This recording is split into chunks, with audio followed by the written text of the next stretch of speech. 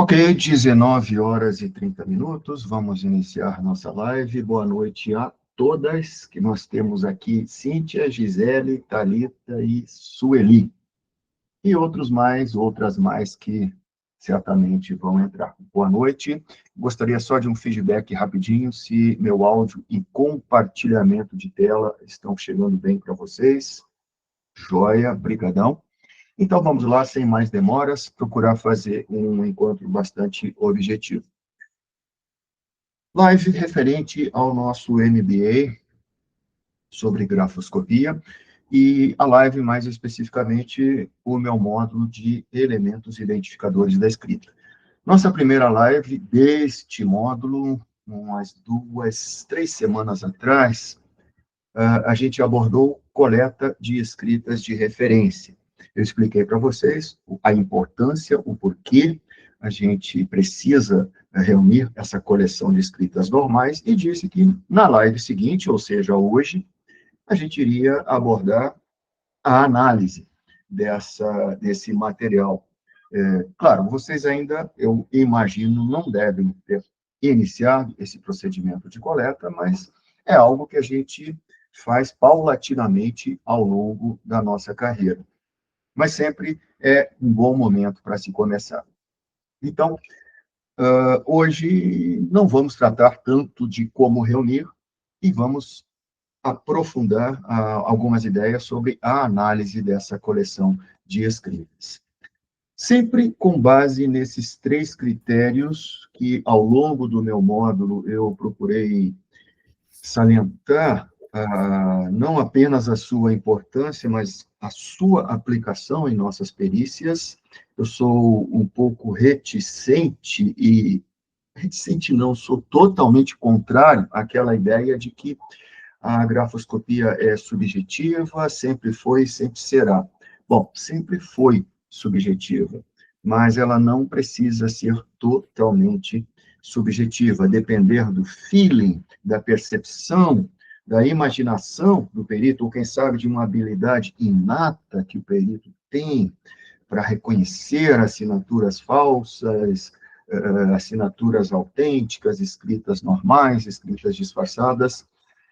Com todo respeito a todos os colegas que pensam diferente, eu não vi isso ao meu redor. Não vou dizer que não exista, porque o fato de eu não ter visto não quer dizer que algo não exista, né? Assim como eu nunca vi fantasma nem disco voador, pode ser que existam, mas esse feeling, essa capacidade quase sobrenatural que, mais uma vez, com o máximo respeito, essa capacidade quase sobrenatural que, às vezes, dá para a gente inferir ao ler determinados laudos periciais, eu não consigo identificar isso, nem em mim e nem nos autores desses laudos. Muito pelo contrário, eu defendo que a gente trabalhe da forma mais objetiva possível, e objetivo aqui não significa transformar a grafoscopia em matemática, ela nunca será uma ciência matemática, mas também não precisa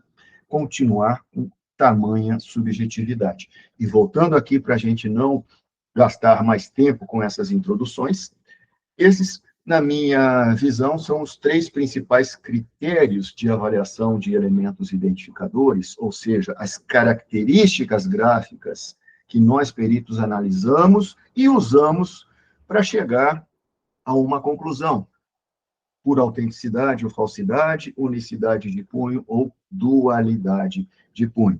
Existem outros critérios, expliquei isso no meu módulo, mas esses 3, constância, raridade e imperceptibilidade. Constância de determinado hábito na escrita padrão, principalmente na padrão, né, mas eventualmente até mesmo na escrita questionada, quando ela for muito extensa, a gente pode avaliar essa constância de determinados hábitos. A raridade desses hábitos na população em geral, um hábito raro na população em geral dificilmente vai ocorrer por mero acaso na escrita de 2 pessoas quaisquer, a vítima de uma falsificação e o eventual falsificador, autor dessa falsificação, por exemplo. E a imperceptibilidade, quanto menos perceptível for determinado aspecto, determinada característica de uma escrita, mais dificilmente ela será imitada, reproduzida por um falsificador. Então, se nós formos capazes de avaliar de forma razoavelmente objetiva cada elemento identificador sob esses três critérios, esses três aspectos, nós iremos tornar nossos exames mais objetivos. Não estou aqui com a solução de todos os problemas, a cura do câncer ou coisa dessa natureza, mas é uma mentalidade que eu venho desenvolvendo há muitos e muitos anos, passo a passo, e cada vez mais perceber que pude avançar nessa área. Então, considero que minhas perícias hoje são muito mais objetivas do que as perícias minhas, do Samuel, 5, 10, 15, 20 anos atrás. Não tenho dúvida disso. Não vou me comparar com ninguém, por favor, mas graças a essa visão e a iniciativas tomadas ao longo desses anos, muitas dessas iniciativas têm a ver com o tema dessa nossa live, análise de escritas normais, escritas aleatoriamente obtidas na população em geral. E essa análise de escritas normais, nos termos que eu estou propondo aqui, permite que a gente avalie este critério, a raridade dos elementos que nós pudermos analisar na população em geral, desde que a gente tenha uma coleção bastante rica e variada de escritas normais. Creio que vocês já devem estar se encaminhando para o final dos estudos do meu módulo, então já devem ter certamente obtido as explicações sobre como eu reuni o material que serviu de base para os números, as frequências e muitas das avaliações que eu apresentei nesse módulo, basicamente 110 escritas cursivas, não tive tempo e nem oportunidade para este curso de avaliar outros tipos de escritas, de forma, de imprensa, escritas mistas, etc., etc. Mas me detive em escritas cursivas, que, pela minha observação, são de longe as mais comuns na população. Ainda é muito empregada a escrita cursiva, não apenas em assinaturas, mas em textos diversos, e escolhi 110 escritas ao acaso. Mas tanto no curso quanto na primeira live que nós fizemos, eu fiz uma autocrítica, né? Esse texto padrão que eu usei para coletar mais de 600 amostras de escritas, a maioria dessas pessoas desses escritores eram meus alunos de pós-graduação. Esse texto modelo, então, quando eu pus em prática as análises, eu vi que ele tinha muitas limitações. Não está ruim, não invalida os resultados que eu obtive, mas muitos elementos ou não ocorrem nesse texto por falta de uma palavra específica, de uma letra específica, ou ocorrem apenas uma, ou quando muito duas vezes, por falta de variabilidade, de repetições, quem sabe. E isso me fez tentar evoluir com esse texto padrão, esse texto modelo. Falei sobre isso na live passada, então vamos ser bastante breves aqui. Durante algum tempo, eu empreguei e sugeri a meus alunos que empregassem uma mistura vamos voltar só um pouquinho, não apenas frases completas, né? Embora frases curtas, mas frases completas, ditos populares, bastante curtinhos, escrita um tanto amena, com sequências de algarismos, de letras e palavras isoladas, quase que aleatórias, não tanto aleatórias, porque foram estrategicamente separadas. Então, uma mistura de frases que fazem algum sentido com palavras isoladas.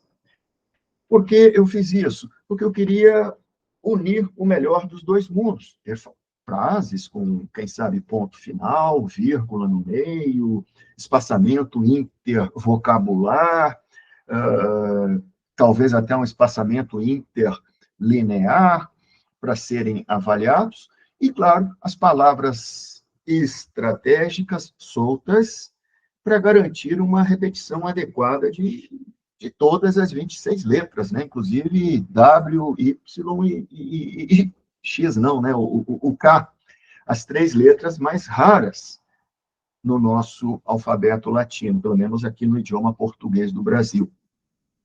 Mas não gostei dessa situação e também não é nada que chegue próximo da perfeição. E, atualmente, eu acho que a melhor das opções que eu consegui desenvolver foi exclusivamente palavras soltas. Pô, Samuel, mas assim a gente não consegue avaliar sinal de interrogação, pontuação, espaçamentos. Pois é, não temos frases, temos palavras soltas. Eu expliquei o porquê de não usarmos, não ser estratégico empregar um texto demasiadamente longo, assim a gente, com 102 palavras, conseguiria reunir todas as letras do alfabeto mais de uma vez, né? Já expliquei o porquê é importante que uma letra, determinado símbolo, não ocorra apenas uma vez, mas seria bom que ocorresse umas 10 vezes, pelo menos. Mas se ocorrer 4, 5, 6 vezes, já é melhor do que uma e muito melhor do que nenhuma. Mas venho também observando deficiências nesse texto modelo aqui, que contém algarismos também, alguns caracteres especiais nessas datas, tudo isso já foi explicado. E eu juro, de ontem... Não, antes de eu jurar, isso aqui é algo que eu já tinha falado para vocês. Aquele mesmo texto, só que organizado, vamos voltar, essa mesma sequência de palavras, para ser usada como texto modelo e reproduzida por voluntários, falei para vocês, mas não mostrei com imagens. Então, vamos lá, nunca é demais. Se eu fosse recomeçar, talvez um dia eu recomece esse meu trabalho de pesquisa, coletar amostras, reunir, cadastrar e depois analisar. Se eu fosse fazer isso a partir do zero, como vai ser o caso de vocês, eu já faria um texto com este formato. Observe, no máximo 5, quando muito 6 palavras por linha, e orientaria todos os voluntários a escrever exatamente, não apenas nessa ordem, mas nesse quantitativo por linha. Primeira linha tem que começar com a palavra afago e terminar com abismo. A segunda começa com beligerante e termina com alcachofra, ainda que sobre espaço. O problema é se faltar. Tem gente que tem letra muito grande, pode ser que falte, né? Mas aí tudo tem um limite. Pô, Samuel, por que esse preciosismo? Não é para dar sorte, não. Veja comigo. Palavra de quem já analisou, sem dúvida nenhuma, milhares de características em algumas centenas de escritas. A gente fica quase maluco com tanta informação, os olhos cansam e a paciência se esgota em 2, 3 horas de trabalho. Acreditem em mim. Mas a gente pode facilitar esse trabalho. Por exemplo, se eu for abordar a letra Z, quero saber quais os alógrafos. Essa minha amostra de 400 escritas, quais os alógrafos que ocorrem, qual o alógrafo mais frequente, qual o mais raro, se há alguma construção exótica ou não, etc, etc. Poxa, se você tiver que olhar palavra por palavra, essa aqui tem Z, na segunda linha, desculpa falar o óbvio aqui, nenhuma tem a letra Z. Aqui apareceu uma. Será que eu não pulei uma letra Z na linha anterior? Deixa eu voltar. Você vai ficar com problemas visuais. E para evitar isso, se todas as suas amostras tiverem exatamente as mesmas palavras, nas mesmas disposições, você, depois de umas 10 escritas, 10 amostras, já vai saber mais ou menos onde estão as letras Z. Ela até ficou muito numerosa, muito não, né, mas bastante numerosa aqui nessa amostra. Talvez você pense, ô Samuel, não sei se isso vai ter muita vantagem. Para uma letra A, não teria, não tenha dúvida. Aqui, a letra A são talvez mais de uma centena de ocorrências. Não, não tanto, mas... Agora, pensa se em vez de uma letra Z, você estivesse analisando uma letra K. Desculpem um verdinho muito claro, mas tem meia dúzia de ocorrências da letra K. 3 aqui nessa linha, outra aqui e outras 2 aqui embaixo. Desculpa mais uma vez falar o óbvio, mas se você estiver analisando a letra K, pesquisando para reunir informações, quem sabe publicar um artigo, ou quem sabe usar numa perícia que você está realizando agora, ter que entregar daqui a 10 dias, você vai querer não apenas fazer o mais rápido possível e bem feito, mas também ter o menor desgaste possível. Você já sabe, nessa linha, 3 ocorrências, na linha de baixo mais uma, e lá para baixo, no Volkswagen, na linha do Volkswagen, tem 2 ocorrências, e você nem perde tempo com o restante. E só para não perder a oportunidade, foi ano passado, a gente fez uma perícia pela UP, eu e minhas sócias, uma perícia muito didática, inclusive, e foi bastante eficiente. Pudemos provar que uma determinada pessoa preencheu um livro 30 e poucos anos atrás, sem possuirmos padrões gráficos contemporâneos. Aliás, os padrões mais antigos, assim, de 10, 15 anos atrás, não ajudaram em nada.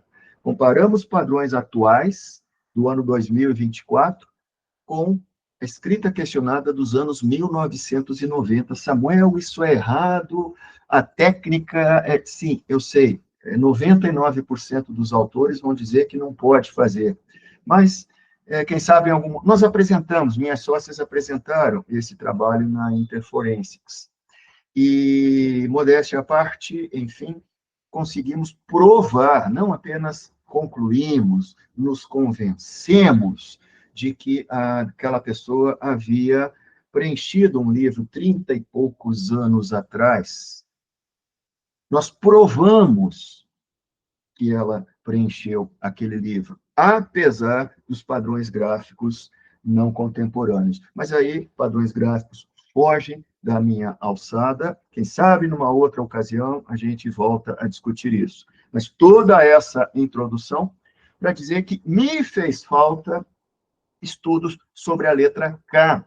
Encontrei uma construção um tanto peculiar na letra K daquela pessoa, que era convergente entre os padrões atuais e a escrita questionada de 30 e poucos anos atrás, mas eu não tinha parâmetros para avaliar o quão rara, ou quem sabe o quão comum, aquela construção na população, uma letra K maiúscula, semelhante a essa. Por quê? Desculpa voltar só uma vez.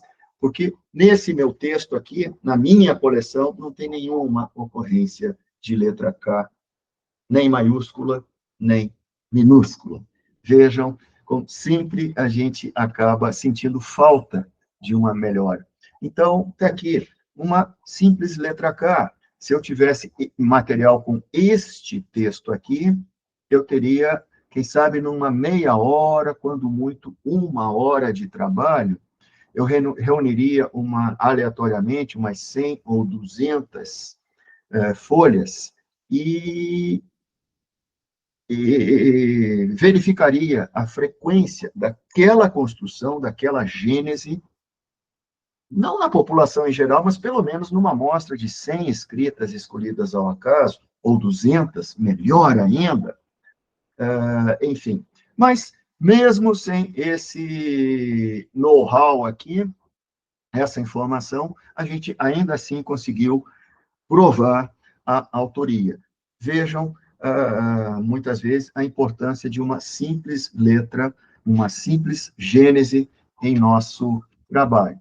Da mesma maneira, não vou ser repetitivo aqui, acho que vocês entenderam a importância de, dentro do possível, obtermos escritas muito uniformes quanto à distribuição das palavras, não apenas quanto ao conteúdo, mas também quanto à distribuição. Agora sim, o juro que eu fiquei devendo para vocês, essa de ontem para hoje, eu pensei, pô, Samuel, você está devendo aí para os seus alunos um texto não perfeito, né? Que, bom, perfeito só Deus, mas longe eu disso, né? Mas, assim, algo próximo do definitivo, aí, poxa, por que não usar inteligência artificial? Eu já uso para algumas tarefas em minhas perícias, não para fazer perícia, mas para algumas tarefas. Metade das vezes a informação é boa, metade das vezes ela é sofrível, não confiável. Então, a gente sempre tem que conferir. Mas por que não usar o IA? Aí eu pensei, vou sugerir a vocês, ouvintes, um prompt para essa IA. O prompt que eu faria, aí fiz muito rapidamente hoje de manhã, usei a inteligência artificial do Google. Está muito prática. Recentemente aqui que eles liberaram, né, gratuito. Eventualmente eu uso o chat GPT, eu tenho uma assinatura, na verdade minha mulher tem uma assinatura, eu de vez em quando peço emprestado, e também uso o Grok do X, gratuito. E além dessa aqui, do Google. Aí usei a do Google, que é a mais prática e rápida de se acessar. O prompt. Crie uma relação de palavras da língua portuguesa que atenda às seguintes exigências. Contenha, no mínimo, 10 ocorrências de cada uma das 26 letras do alfabeto latino. Eu acho que nem precisa ser uma inteligência artificial para entender isso, né? Deixa eu fazer a crítica logo, antes de mostrar. Não vamos sem suspense. Ela não conseguiu. A letra W não aparece nenhuma vez, daqui a pouco eu mostro a sequência da IA. Algumas letras aparecem apenas 3 vezes, eu fui bem claro, 10 ocorrências de cada uma das 26 letras. Bom, nada que a gente não possa melhorar depois manualmente, né? Outra exigência, dentro do possível que haja ocorrências dessas 26 letras, em início, meio e final de palavra. Vocês que fizeram o meu módulo já sabem a importância de termos. Não basta ter uma ocorrência da letra X. Eu preciso, especialmente em escritas cursivas, que essa letra X ocorra em diversas posições da palavra. No mínimo, início, meio e fim.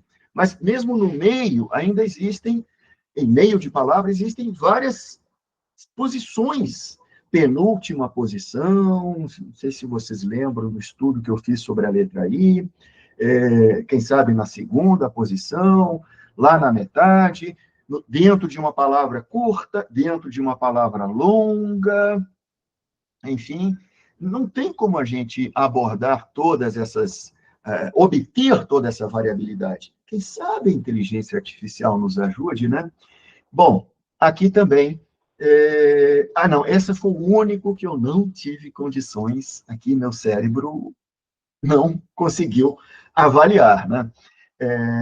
Já já eu dou umas dicas para vocês de como avaliar rapidamente. Terceira exigência, que contenha aqui, em vez de 10, eu pedi apenas 6. No mínimo, 6 ocorrências dos seguintes encontros de letras. Vocês estão vendo aqui. Não me ocorreram alguns outros, mas certamente poderia colocar outros encontros, né? Para uma IA, isso deveria ser fichinha. RR, se não me falha a memória, só ocorreu uma vez, e SS 3 vezes, ou vice-versa. Os outros eu não chequei. Não deu. Ou seja, será que a IA interpretou que 6 ocorrências desses, somando todos? Não sei. Mas é algo que dá para a gente melhorar. De novo, no mínimo 6 ocorrências dos acentos, agudo, grave, circunflexo, etc, etc. O grave só ocorreu uma vez. O cedilha ocorreu para caramba. Os outros, o tio também. Agudo, não dá para reclamar. O circunflexo, eu não estou bem lembrado. Mas o acento grave estava pior do que no meu texto feito manualmente. Lá, pelo menos, ocorria 2 vezes. Aqui, no texto gerado por inteligência artificial, só ocorreu uma vez, apesar dessa exigência. Pedi que colocasse palavras curtas, médias e longas, de até 20 letras. A IA colocou apenas uma palavra com 14 letras e as outras todas de 10 para baixo. E fez pior. Quando eu pedi para a IA, para ela, ordenar essa relação de acordo com o tamanho das palavras, ela errou, inclusive, no cômputo. A de 14, ela disse que tinha 12, tinha palavras com 12 que ela dizia que tinha 10, enfim, não soube contar as letras. Aí é um pouco complicado, né? E essas eram as exigências, depois eu tentei ajudar um pouquinho, né? Pô, se tiver dificuldade com K, W, Y, use estrangeirismos. Se tiver dificuldade com a crase, use locuções. E dei 2 exemplos. A IA só usou esse aqui, esqueceu do outro. E não lhe ocorreu alguma outra coisa que eu não tivesse colocado. E pedi para separar cada palavra com vírgula. Foi a única... Ah, sim. E limitar a 100 palavras e 700 letras no máximo. A única exigência atendida foi a da vírgula, né? O resultado foi esse. Quando eu vi, em menos de 1 minuto, essa relação pronta, opa, esse é o caminho. Mas quando eu passei para o Word, e aí eu costumo fazer, quando eu quero saber quantas ocorrências de uma letra, mais uma vez, perdoem falar que o que para alguns vai ser óbvio, para outros não, sem nenhum demérito, por favor. Samuel, como é que se sabe quantas letras K tem nessa relação? Eu preciso de 1 segundo no Word. O menu, se quiserem anotar, o menu é revisão, não vou mostrar aqui não, contar palavras, aqui, ó, ele já, desculpa, não é contar palavras, revisão, contar palavras, é isso aqui, estou confundindo. Para você saber quantas ocorrências de uma determinada letra, manda localizar. Eu uso Ctrl L no Word, não sei em que menu está, acho que é editar, localizar, só uso atalhos de teclados, Ctrl L, localizar, e digito letra K. A letra K até apareceu várias vezes aqui, mas o X eu guardei só essas 3 ocorrências, o W não apareceu, outras letras também não muito numerosas no nosso idioma, né? Também apareceram poucas vezes, nada justifica isso. Ou seja, pelo menos eu me senti um pouco menos incompetente, né? Porque eu consegui fazer uma coisa melhor que a IA. Mas eu tenho certeza de que melhorando esse prompt e dando um feedback para a inteligência artificial, seja ela qual for, a gente consegue chegar a um texto bem melhor do que esse, reduzindo as palavras e conseguindo mais variabilidade de letras. Talvez você consiga também pedir para a IA criar uma carta forense. Eu já expliquei no encontro passado, não sou muito fã de cartas forenses, porque é bacana. É um texto todo ele coeso, porém, algumas letras e caracteres só vão aparecer uma única vez. Aí, para mim, não serve para o meu tipo de estudo. Pode servir para usar como material padrão, para realizar uma perícia específica, mas não para um estudo que daqui a 10, 15, 20 anos a gente pode empregar esse mesmo material para fazer estudos diversos. Então, aqui precisaria realmente, no mínimo, 6, 7, 10 ocorrências de cada caractere. E nunca é demais a gente salientar a que eu me refiro quando falo em escrita cursiva, escrita de forma, escrita de imprensa, desconectada minúscula, e escrita mista, que muitas vezes é uma mistura de duas ou todas esses três estilos de escritas anteriores. Minha opinião, eu sei que muitos colegas talvez prefiram pedir que os voluntários escrevam o texto na forma cursiva, depois o façam tudo de novo, de forma e pela terceira vez em letra de imprensa. Eu não gosto disso, já expliquei por quê. Além de forçar a pessoa a escrever demais, vai que a pessoa não esteja mais acostumada a usar um desses estilos. Eu dei o meu exemplo. Eu sei escrever em letra cursiva, mas tem 40 anos, pelo menos, que eu só uso a escrita cursiva para minha assinatura, Samuel Feuerhamel. Se você pedir para escrever José da Silva em letra cursiva, eu já vou ter um pouquinho de, quem sabe, até dificuldade, né? E muita contrariedade. Mas, enfim, eu não sou favorável a isso. Eu prefiro pedir que a pessoa escreva no seu estilo habitual, aquele que você se sinta mais à vontade. E com isso, a gente vai reunir uma coleção misturada, né? Pessoas que escrevem num estilo, no outro, ou no outro, ou no outro. E você vai ver muito cedo que a escrita cursiva ainda é predominante aqui no Brasil, em pessoas adultas, e eu acho que vai continuar espero que continue por um longo tempo. Feito isso, vamos agora ao que nos interessa, sugestões de pesquisas. Algum dia, lá no futuro, espero que não seja muito lá na frente, você vai reunir 50, 100 escritas, quem sabe você e mais 3 ou 4 colegas façam uma espécie de um consórcio, né? Uma cooperativa, melhor dizendo, a gente compartilha nossas amostras, já falei sobre isso no encontro passado, e aí você vai começar a fazer pesquisas, seja para sanar a dúvida numa perícia específica, como o caso da letra K, que eu acabei de exemplificar, seja para você publicar um artigo, ou, quem sabe, se não tiver interesse em publicar um artigo ou apresentar em algum congresso, você simplesmente guardar para você as informações, aprender mais, pode ter certeza de que você vai amadurecer com esse tipo de análise. E aí eu coloquei alguns exemplos, algumas sugestões. Colegas, eu acho que eu vou, não hoje, mas amanhã, no grupo de WhatsApp MBA 2, né? Eu vou colocar o PDF desses slides, até para vocês usarem essas informações, não faz sentido querer anotar aqui, né? Mas algumas sugestões. Mas eu vou mostrar com exemplos, que eu acho que é bem mais agradável do que ficar falando apenas com base em anotações. Bom, em primeiro lugar, para escritas cursivas. Vale também para outras escritas de forma de imprensa, mas especialmente para escritas cursivas. Está aqui uma pesquisa que eu fiz muito precária,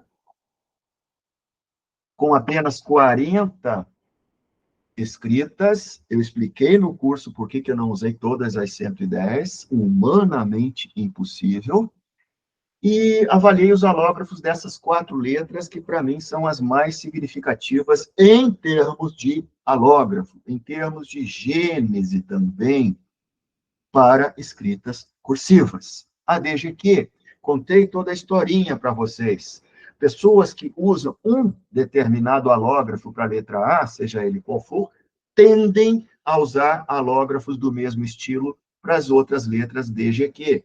Pessoas que usam mais de um alógrafo para a letra A tendem a usar mais de um dos mesmos alógrafos para as outras letras D, G, Q. É como se fossem parentes muito próximos. Se uma pega uma doença, são irmãozinhos. Um pega uma doença, o outro vai pegar também, principalmente uma virose, né? Mais ou menos assim. Mas há pessoas que não são muito comuns e usam um alógrafo para a letra A e outro estilo de alógrafo para as outras três. Encontrei exemplos disso. Então, só isso já é um tremendo hábito gráfico, um elemento discriminador da sua escrita, especialmente se pensarmos em textos, palavras em formulários, palavras numerosas, porque assinaturas, expliquei isso também no meu módulo, de um modo geral, o falsificador vai tentar imitar todas as características, ou as mais perceptíveis. E, dependendo da perceptibilidade de uma característica e da meticulosidade do falsificador, ele vai imitar. Agora, quando se trata de uma carta, de uma declaração de próprio punho, um texto um pouquinho mais longo, com palavras variadas, não tem. Como é que você vai saber que você não, porque você jamais faria isso, né? Mas como é que o falsificador vai saber como é que a sua vítima escreve paralelepípedo? Poxa, então é uma tarefa um pouco mais difícil imitar o texto normal de determinada pessoa do que imitar a sua assinatura, claro, exceto quando a assinatura é extremamente complexa e dinâmica, etc., etc. Mas, de um modo geral, a maioria das assinaturas são o nome escrito, quando muito, com uma letra hesitante, pouco dinâmico. Vamos pensar no brasileiro médio, né? Não é tão difícil assim para um falsificador imitar. Quem já fez perícias sabe do que eu estou falando, mas vamos em frente. E eu fiz, então, esse estudo com apenas 40 escritas. Já desconfiava, mas não vou dizer que confirmei, né, com apenas 40 amostras, mas o alógrafo que eu resolvi chamar de número 1 e suas variantes é o mais frequente. Quase seguido de perto pelo alógrafo 2. Esse permite muitas outras variantes, tudo devidamente explicadinho no meu módulo. Certamente vocês já passaram pela fase dos alógrafos. Os outros alógrafos 3, 4 e 5 já são menos frequentes. E, claro, existem outros alógrafos, além desses 5 indicados aqui. Provavelmente sejam ainda menos frequentes. Mas, de longe, esses 2 aqui são os mais usados aqui no Brasil. E descobri que, vejam, dos 40 escritores, 20, metade deles, usaram apenas um alógrafo para a letra A. E a outra metade usou mais de um alógrafo. Então, mais uma vez, a amostra é pequena. Eu não posso afirmar isso nem para vocês, nem num laudo meu, com base em apenas 40 exemplares, que metade da população emprega apenas um alógrafo para a letra A, seja ele qual for. Não é variável quanto ao alógrafo da letra A, DGQ. Mas, se vocês quiserem repetir esse teste, quem sabe com 100, 200, 400 amostras, e o seu colega com mais uma centena ou duas, e vocês juntarem esforços e informações, quem sabe em dupla ou em trio, publicam um artigo. Pô, já pensou se vocês chegam a 500 amostras de uma população bastante variada? Não tenha dúvida de que isso vai ser uma informação de peso.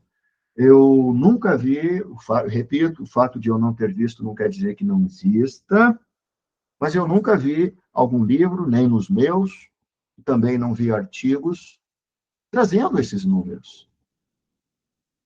E, mais uma vez, com o máximo respeito, crítica construtiva, por favor, quando nós, peritos, concluímos em nossos laudos, ou apontamos em nossos laudos, tal característica é uma peculiaridade, é um idiografismo, a gente está querendo dizer, tal característica é rara na população. Colega, pensa comigo, não precisa responder. Com base em que a gente diz e tal característica é rara na população, é idiográfica na nossa experiência. Eu, com uma centena de escritas na minha frente, tenho dificuldade em tabular tudo isso, por isso que eu preciso fazer essas anotações aqui, que vira quase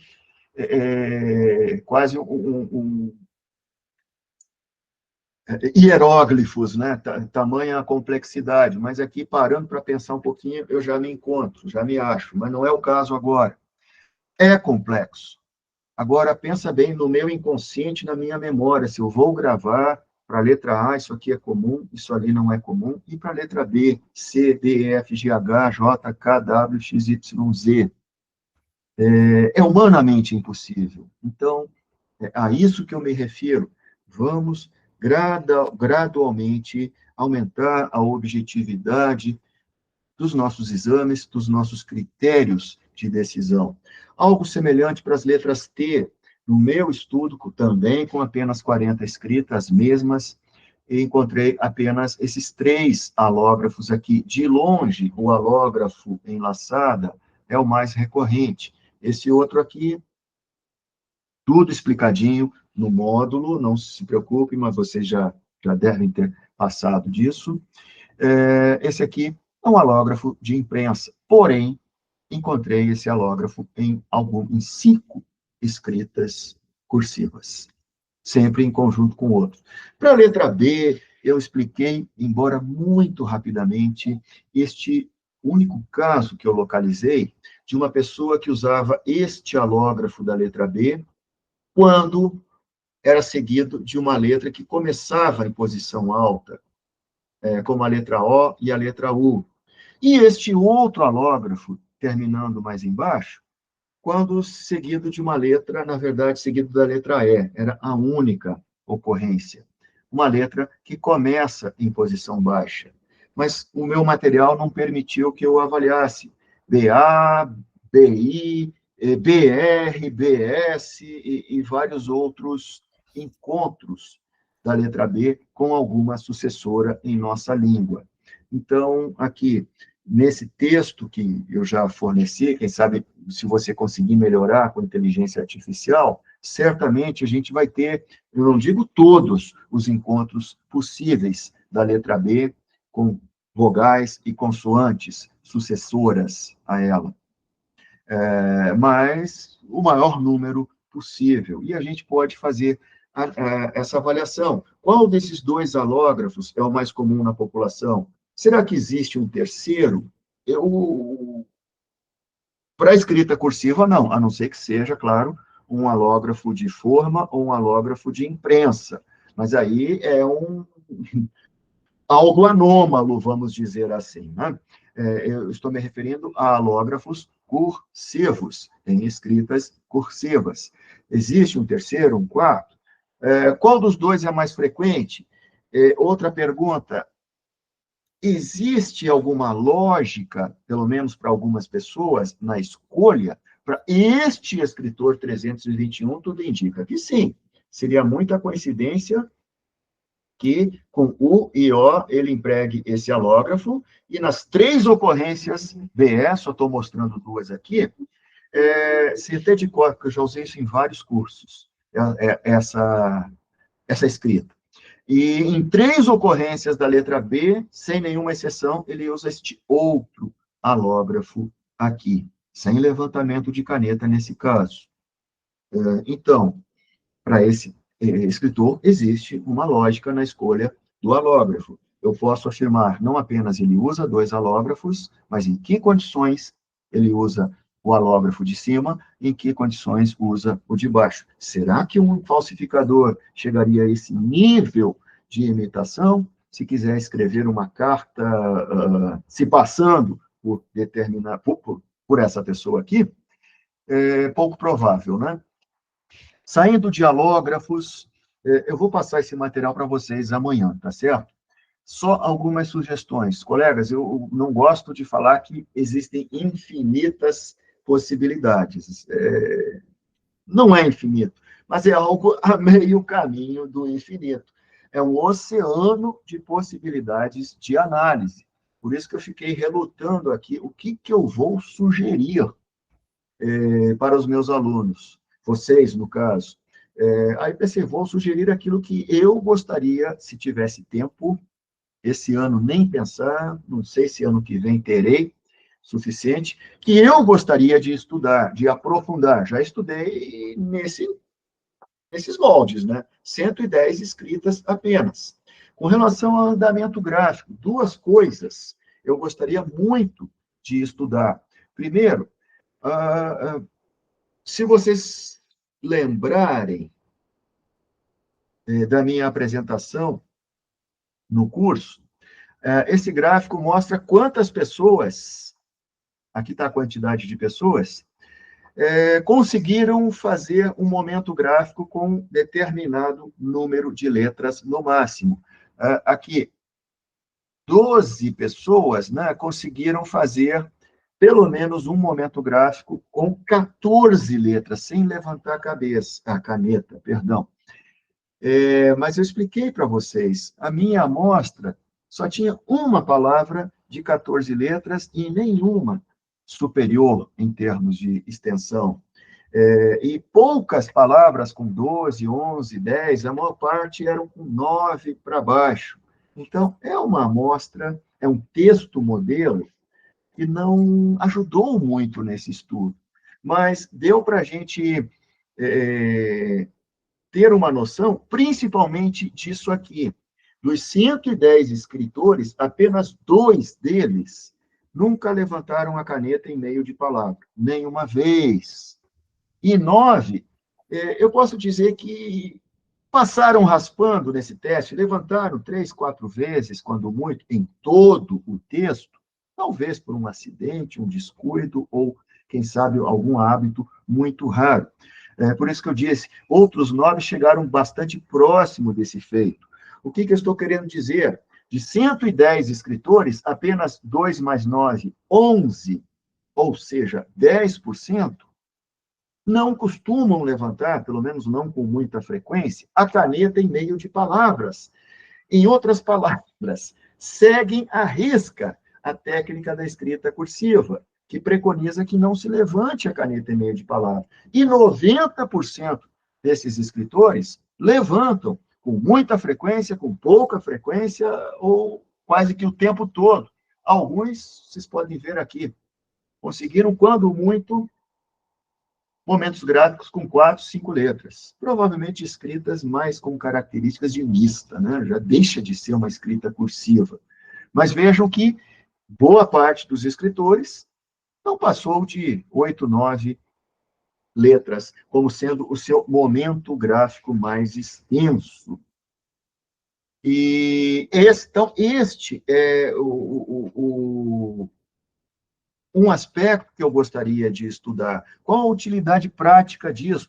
E isto pode servir, inclusive, para perícias em assinaturas. Tudo, na verdade, pode. Mas isso aqui pode ser extremamente importante. Pense numa assinatura, pode até ser ilegível, mas vamos pensar numa assinatura plena, legível. Em que a pessoa não levanta a caneta em meio de palavra, e ela tem um sobrenome com 12 letras. Do início ao fim, sem levantamento de caneta. Pense comigo, você não acha que isso pode consistir em uma barreira a mais contra a falsificação? O fato de termos um momento gráfico com 12 letras, sem levantamento de caneta, né? Senão o momento seria interrompido. Quantas pessoas aqui, nessas 110, conseguiram um momento com 12 letras? E eu não estou afirmando que aquelas que aqui, nesse experimento, não conseguiram, jamais iriam conseguir se quisessem falsificar uma assinatura.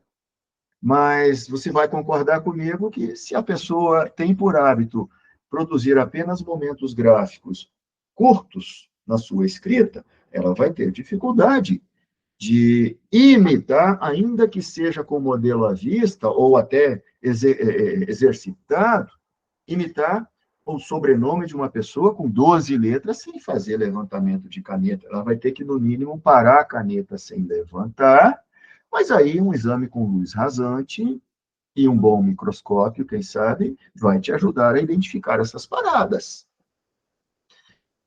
Principalmente se a pessoa precisar reacomodar o punho, vai colocar uma pressãozinha a mais naquele ponto.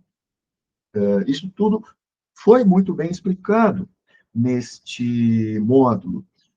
E o outro aspecto, aqui ficou muito confuso, eu quis exemplificar, algumas letras, não apenas a letra I, mas letra P, X, Z, e talvez vogais acentuadas, incluindo a nossa letra I, que é uma vogal, essas letras, MN, talvez, não coloquei aqui, parece que induzem o levantamento de caneta, algumas antes, outras depois, depois é o caso do I, é o caso do P, e outras antes e depois, é o caso do X. Antes da letra Z, muita gente levanta a caneta, estou falando de escritas cursivas. E eu queria testar isso. Eu fiz um teste com a letra I. Vejam, a grande maioria, mais de metade dos 110 escritores, às vezes levantam, às vezes não levantam, após a letra I em meio de palavra. Mas 22 escritores sempre levantam depois da letra I. Deixa eu voltar aqui. Independentemente de ele estar na penúltima posição ou na primeira posição numa palavra extensa, quem assistiu e prestou atenção no meu módulo vai lembrar disso. Se não lembra, veja, se não vai se arrepender. Eu explico a minha interpretação do porquê de muitas pessoas levantarem a caneta depois da letra I, exceto quando ela está aqui, na primeira posição. E exceto também quando ela está na penúltima posição. Enfim, então, 22 escritores sempre levantam, e outros 15 nunca levantaram a caneta após a letra I, ou, quem sabe, numa única palavra, provavelmente por acidente, isso, exceções acontecem. Sempre repito que nós estamos trabalhando com seres humanos, não com máquinas, não dá para a gente levar, então, a ferro e fogo, né? Uma ou duas exceções, na minha opinião, não vão descaracterizar uma regra. A regra do nunca levanta, do sempre levanta. Quando eu digo que eventualmente levanto, levantou pelo menos 3, 4, 5, 6 vezes. Opa, aí também não, né? E não levantou uma quantidade razoável de vezes também. Mas eu fiz isso apenas para a letra I. Gostaria de fazer para essas letras que eu tenho observado geram dificuldade para muitos escritores na sua conexão. Como eu já disse, ou antes, ou depois, ou antes e depois. E imagine, uma pessoa que tem dificuldade de ligar a letra X com suas vizinhas, será que ela conseguiria imitar com certa facilidade, sem reduzir o dinamismo do seu traçado, só para imitar a sua vítima, e ela, sim, consegue ligar o X com facilidade? Isso eu mostrei para vocês no estudo das conexões. Vejam, acabei falando de conexões, mas eu acho que vocês já entenderam, ao longo deste módulo, que não há como a gente abordar um determinado elemento isoladamente, se esquecendo, pelo menos por um instante, dos demais. Se você pensar em andamento gráfico, certamente conexões ou ausência de conexões vão estar correlacionados, ataques e remates vão estar relacionados. Levantou a caneta, tem um remate, precisará reiniciar com um ataque, e por aí vai. Alógrafos vão estar relacionados. Dependendo do alógrafo empregado para a letra Z, a pessoa tem mais dificuldade ou menos dificuldade em fazer a conexão, e etc, etc. Isso é só um aperitivo do que vocês podem estudar com escritas cursivas. Muito rapidamente, já estou me dirigindo para o final, para a gente não extrapolar muito o nosso tempo. Com escritas de forma e de imprensa, muita coisa que a gente analisa numa perícia em escritas cursivas não se aplicam, as conexões, interferência que uma letra pode gerar no formato da sua vizinha, isso acontece em letra cursiva, onde nós temos letras conectadas. Mas quando nós temos letras soltas, tem um exemplo aqui, Samuel, tanto faz se eu tenho uma letra H maiúscula numa letra de forma em início de palavra, meio ou final, se é que existe no português, tanto faz, eu não gosto, seria generalizar demais, mas muito dificilmente a posição e as letras vizinhas vão interferir na morfologia de uma letra de forma, seja ela qual for, ou mesmo no alógrafo ou no formato. Então, para letras de forma, o aspecto geral, que tipo de alógrafo as pessoas usam para cada uma das letras, e aqui eu ressalto algo que eu também queria estudar, já estudei meio que indiretamente. Letra de forma, aquela escrita que todas as letras precisariam ser maiúsculas. É muito difícil você encontrar uma pessoa que siga isso ao pé da letra. A maioria das pessoas emprega uma ou outra letra minúscula em meio de uma escrita de forma. E a mais frequente de todas é a letra I. Tanto que eu fiz um estudo, aqui eu estudei construções exóticas, e constatei de que em 38 escritas, apenas um escritor empregou um alógrafo maiúsculo. Esse aqui, o escritor 414. Isso aqui é outro estudo, não foi feito no nosso curso, para o nosso curso. E aqui eu não vou nem contar, mas todo o restante, né? Outros 37 usaram um alógrafo minúsculo da letra I com pingo, ou às vezes até sem pingo, mas um I pequenininho. A grande maioria de cima para baixo. 3 apenas de baixo para cima. Está aqui a construção exótica da letra I. Entre o único que usou, né, o alógrafo de fato maiúsculo, que seria para uma letra de forma, ele não empregou nenhuma construção exótica. Mas, enfim, quem sabe se eu tivesse uma amostra mais numerosa. Mas, enfim, a letra I é a mais frequentemente desfigurada. Não, né, Samuel? Mas na falta de um termo mais agradável, ameno, é a única, é a mais frequentemente desfigurada para minúscula. Mas outras letras também, como a letra T, a letra O, a letra D de dado, na minha experiência pericial, que é falha. Mas são essas que me vêm à cabeça. E como a minha experiência é falha, eu gostaria de estudar esse comportamento na população. Qual dessas letras é mais frequentemente? A letra I, não tenho dúvida nenhuma. Mas, tirando a letra I, quais são as outras letras que mais frequentemente são representadas por alógrafos minúsculos em escritas de forma?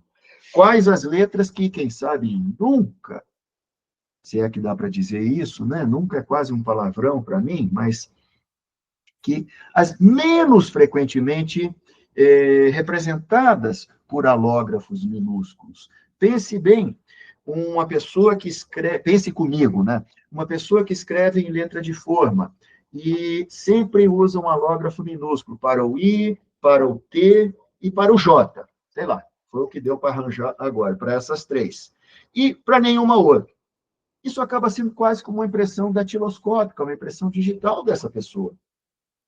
E alguém vai querer imitar a letra dessa pessoa. Só se esse imitador tiver modelos de todas as 26 letras. Porque se tiver faltando algumas, e nessas algumas justamente o J estiver faltando, como que o imitador vai saber que sua vítima usa o alógrafo minúsculo e não o maiúsculo? Então, essa é a importância desse tipo de conhecimento. Repito mais uma vez, nunca vi publicações sobre isso. Gostaria, não de ser o primeiro, mas gostaria de poder publicar isso num livro algum dia. Mas o trabalho é hercúleo. Por isso que eu estou tentando convencer todos os meus alunos, inclusive vocês, a abraçarem essa ideia. E, ainda que seja cada um por si, ou cada um no seu grupinho de 3 ou 4, mas se vocês conseguirem compartilhar o resultado do seu trabalho, vai ser muito importante, quem sabe em um congresso. E, por último, sobre construções exóticas. Construções exóticas podem ocorrer em qualquer estilo de escrita, mas elas são muito mais frequentes na letra de forma e na letra de imprensa, e menos frequentes nas letras cursivas. Eu expliquei onde elas podem ocorrer em letras cursivas neste nosso curso. Mas o que seriam construções exóticas? Bom, tem várias possibilidades, construções exóticas, inclusive na ordem de produção de traços, mas eu não vou abordar isso aqui agora. Mas no que se refere ao sentido de traços, um resumo: 3 situações. Barras horizontais, isso está no nosso módulo. A esmagadora maioria da população faz essas barras, você vai reconhecer aqui as letras, sinal de igualdade, sinal de menos, tio, acento agudo, acento grave, faz da direita para a esquerda. Quase que 100% das pessoas destras, praticamente, fazem assim. Agora, a maioria dos canhotos, segundo artigos publicados por 2 ex-alunas minhas, a maioria dos canhotos tende a fazer estes sinais, não todos, mas muitos deles, ao contrário, da direita para a esquerda. Isso que eu chamo de construção exótica, uma construção que difere apenas quanto ao sentido de produção do traço do que a maioria da população emprega. A maioria da população é destra. Eu posso afirmar, eu já estudei isso, 90 e tantos % da população, aqui eu não tenho receio em afirmar, cortam para a direita. Quase que todos os destros e uma pequena parte dos canhotos. Alguns desses símbolos são 99%, nem os canhotos. É muito difícil um canhoto fazer em sentido oposto. Mas outros, como o corte do T, do H, do 7, do E maiúsculo, já são mais comuns entre canhotos. Vide o nosso curso, o nosso módulo, vocês já passaram sobre isso. Outro tipo de construção exótica, e aqui é que eu queria estudar. O anterior, eu, por mim, eu não tenho mais dúvidas, né? Poxa, Samuel, que pretensão a sua.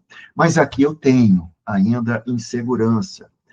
Tenho observado que essa garotada alfabetizada mais recentemente, e talvez inclua muitos de vocês, quando eu digo garotada, quem foi alfabetizado a partir de meados dos anos 90, observações empíricas minhas, que eu gostaria que alguém confirmasse ou refutasse. Vamos chamar carinhosamente, essa garotada alfabetizada mais recentemente, nos últimos 30 anos, uma garotada que está com 35, 36 anos, quando muito, é muito comum inverter essa lógica que eu estou mostrando com os traços vermelhos, hastes verticais, desses caracteres, dessas letras, e vários outros, são só algumas amostras.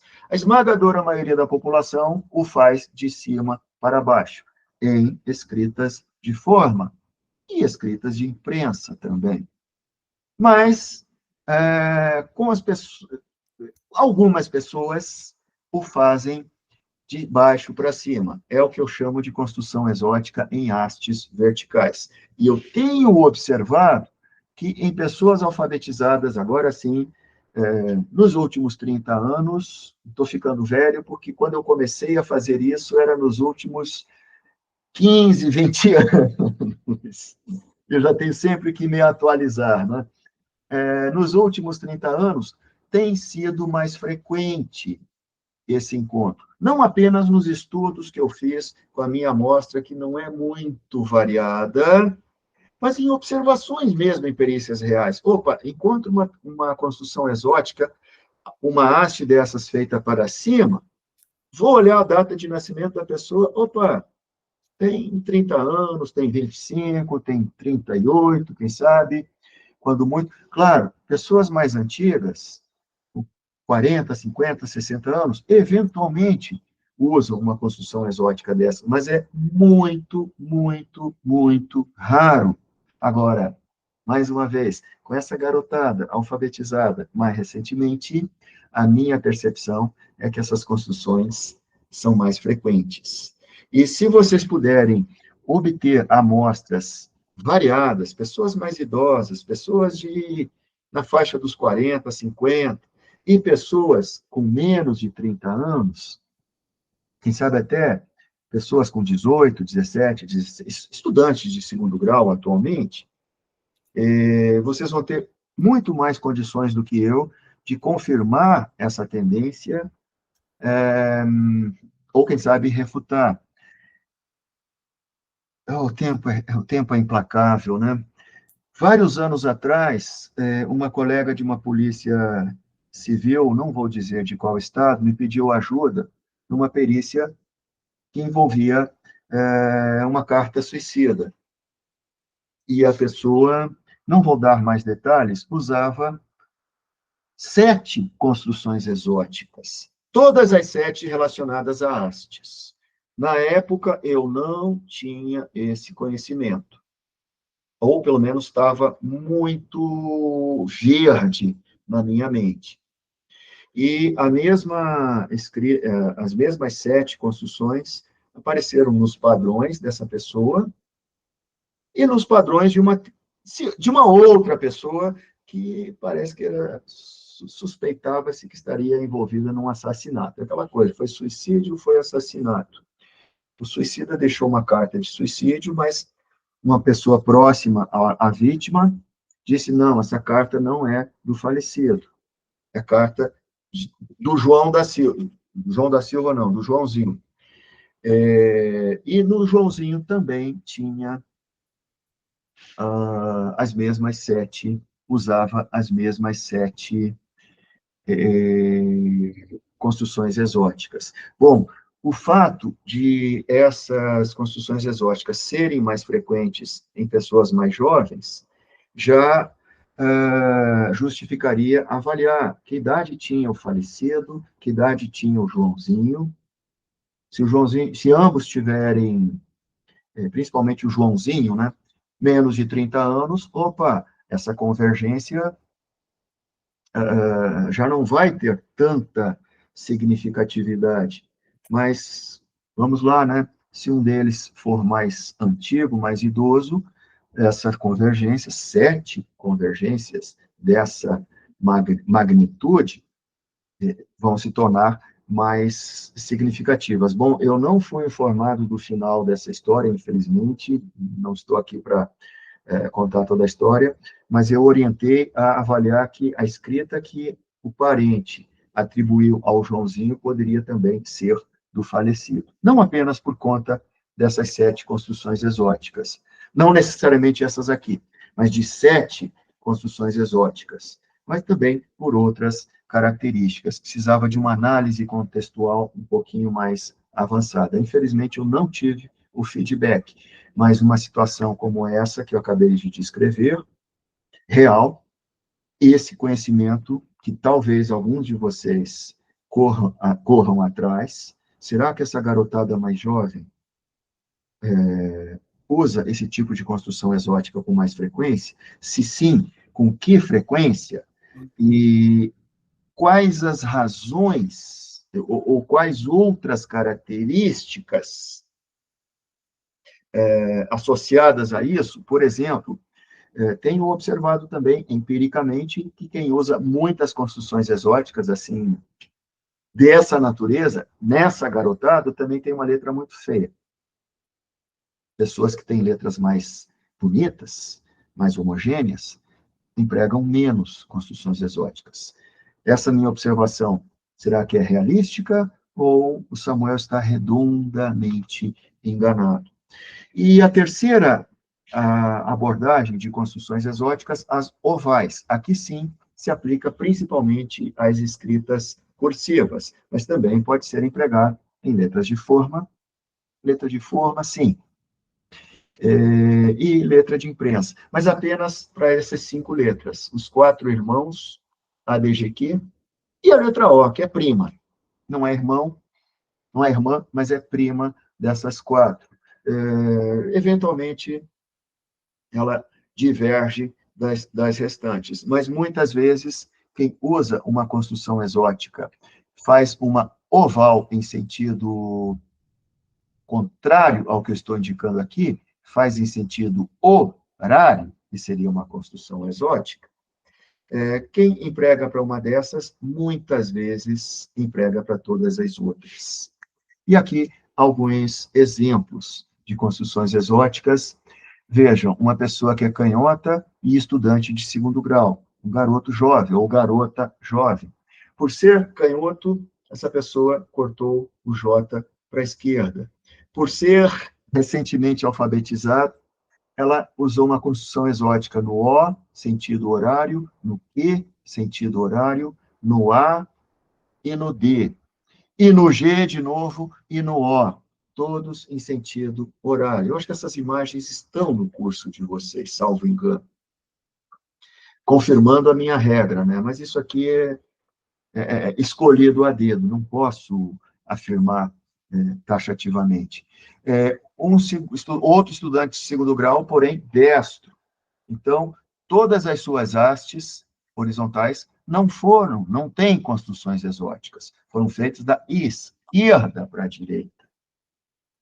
Mas várias hastes verticais, como no P de Patrícia, no R de retornar, no 7, no 4, no F maiúsculo, foram feitas para cima, mais uma vez, conforme aquela regra que eu acabei de mostrar para vocês. E, finalmente, vamos encerrar em 2 minutos.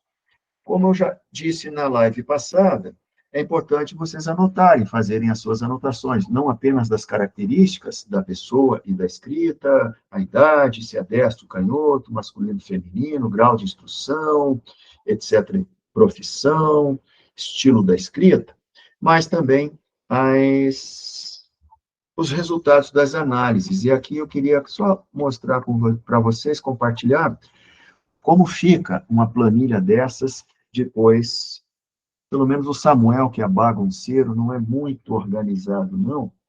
Veja, aqui, para esse estudo do módulo que vocês estão concluindo, eu fiz uma planilha à parte. Eu não queria usar a minha planilha principal, que ela é muito rica em informações. Então, coloquei o número de ordem aqui, das escritas, não é uma sequência linear, porque eu peguei aleatoriamente, né? Começa no 259 e termina no 304. Não, está fora de ordem aqui. Vai no 400 e muito, 500 e pouco, na verdade. Onde que foi alfabetizado, não interessou tanto. Se é destro, se é canhoto, D, E. E coloquei o 2 naqueles que eram estudantes de 2º grau. Os que não têm o 2 eram alunos meus de pós-graduação. E aí eu fiz as minhas pesquisas. Vocês já estão lembrados. Criei, geralmente, 4 grupos, 2, 3, 4. Raramente precisei criar mais do que 4 grupos. Por exemplo, grupo 1, para o encontro BE, conexão alta. Grupo 2, conexão média. Grupo 3, conexão baixa. E grupo 4, não há conexão. E aí, fazendo as minhas análises, já digitava direto aqui nessa planilha do Excel. Eu não gosto de tomar nota em papel, já digitava direto aqui. Aqui, desculpe se for óbvio para alguns de vocês, mas tenho certeza de que para a maioria não vai ser. E essa planilha eu não vou compartilhar, mas eu posso tirar dúvida de vocês. Aqui em cima, eu coloco uma fórmula. É só digitar igual, a fórmula é conte.6, SES.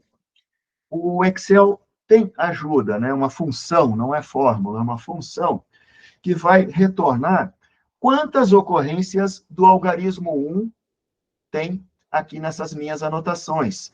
Quantas do 2, quantas do 3 e quantas do 4. Aí você abre parênteses e coloca apenas duas informações. A primeira delas é de onde até onde eu quero que o Excel observe. Ó, toda daqui de cima até lá embaixo. A partir da célula 7 até lá embaixo. Então, de E7 a E116, estava suficiente. Mas se eu tivesse 500 amostras, eu ia colocar até os 600, até o 1000. Ele vai contar. Se tiver em branco, ele não retorna nada. E o segundo argumento que você tem que informar é esse aqui, entre aspas, igual a 1. Então, deixa eu dar um ESC aqui para não fazer nenhuma besteira. Então, com esses argumentos aqui, o Excel está me dizendo que nesta extensão aqui, até lá embaixo, até o 116, opa, coincidentemente a última, né?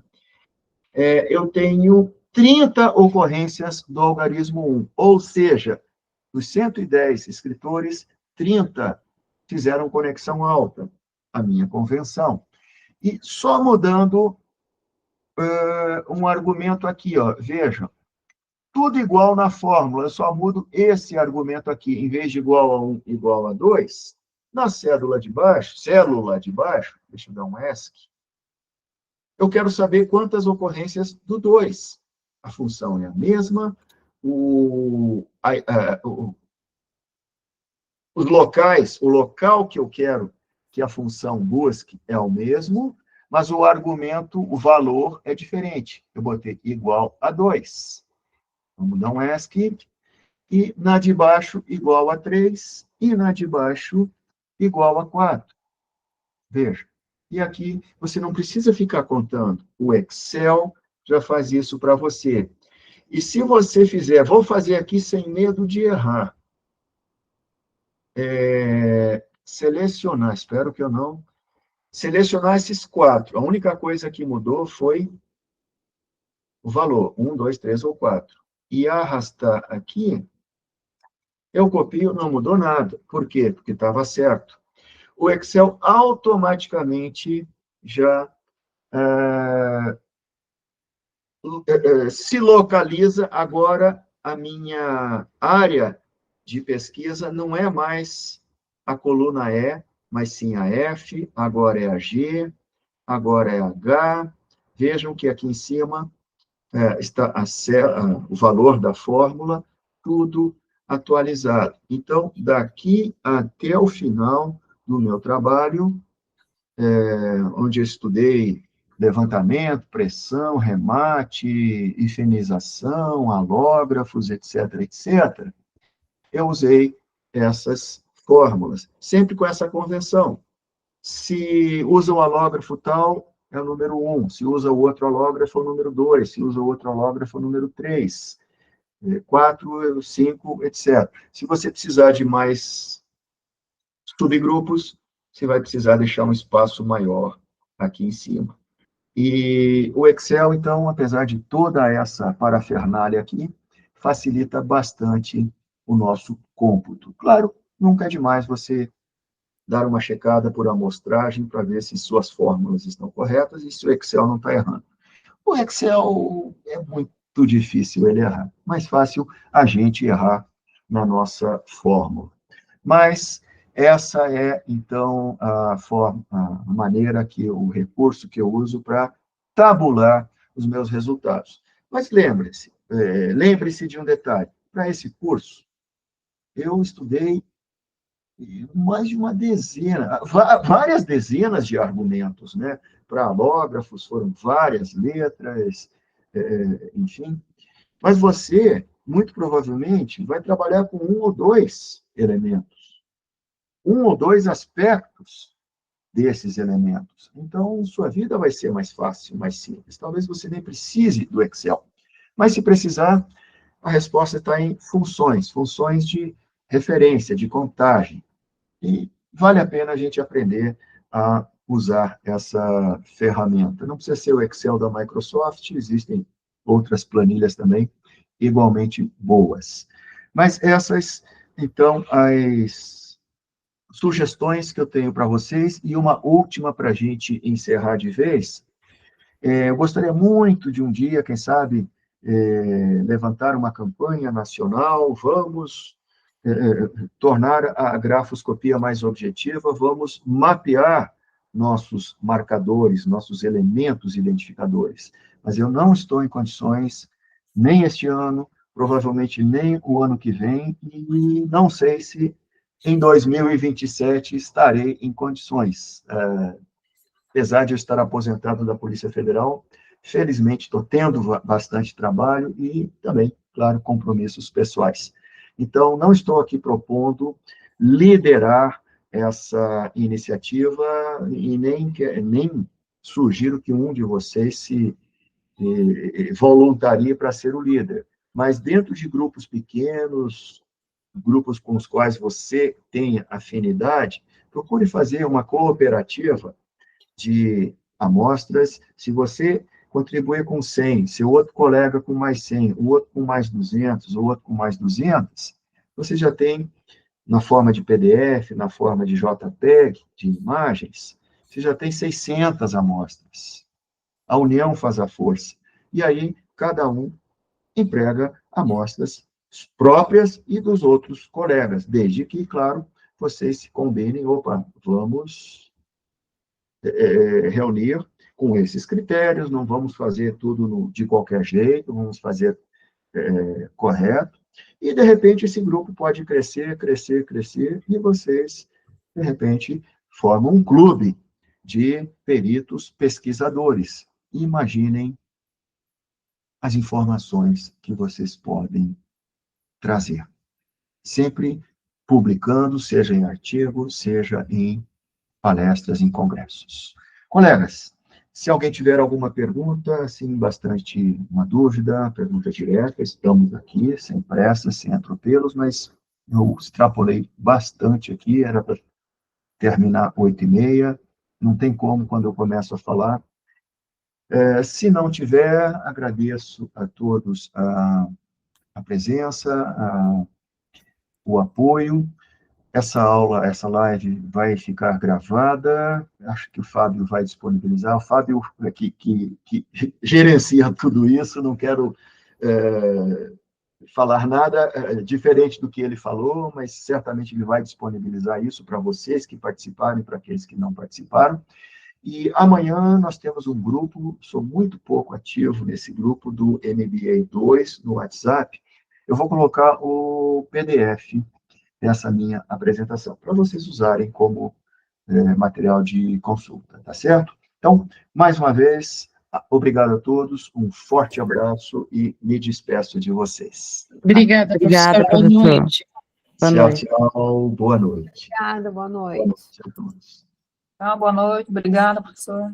Boa noite.